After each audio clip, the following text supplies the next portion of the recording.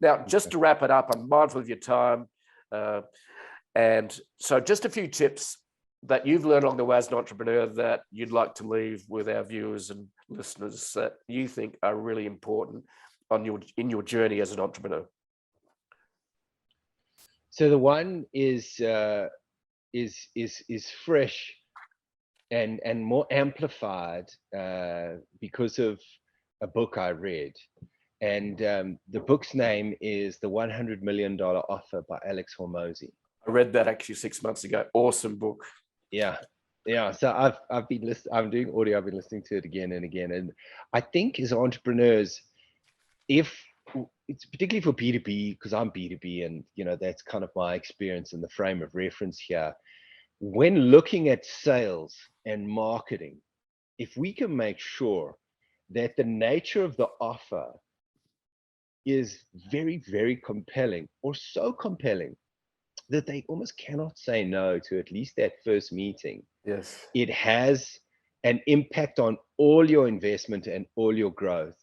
And like I shared the story earlier when we first committed to doing a sort of a capped monthly annuity, it was scary at that time. And we were like, oh my gosh, what happens if they call us out 100 times a month? And most offers that have some type of guarantee will scare you like that. But you can figure it out live. So I'd say put a lot of energy into the way you package your offer, because it's going to have an impact and open doors. So that's the one thing. So and if you want to go and have a practical book you can read to make you think about that deeply and apply it, I would say that Alex Hormozi, $100 million offer. Yes. Secondly, I deeply, deeply believe in the dynamic of finding the right people. Yeah. And I was blessed from the beginning to connect with unbelievable people and always try and protect that the people that you're like, how can you limit assholes in your business? Literally. And that's interesting. Life's too short to work with assholes, frankly. That's it.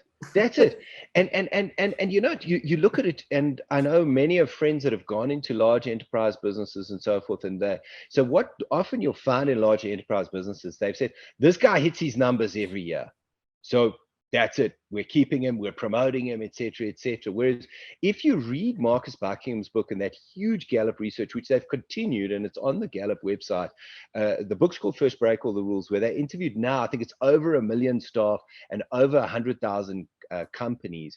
And the one primary insight that came out of that, people work for managers. So yes. I might be working for Google, but my manager's an arsehole. And then my friend is working at a smaller consulting business, and his manager's empathetic, cares about him, looks after. He will stay. As long as they're looking after him, he will stay. The guy at Google, if he can't see a way of moving away from the manager, will inevitably leave. And that's the dynamic. Make sure you're employing good people that connect with your culture.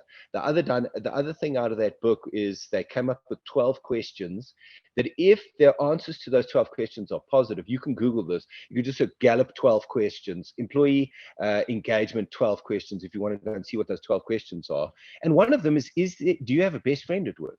Let's like someone think like that's a ridiculous question.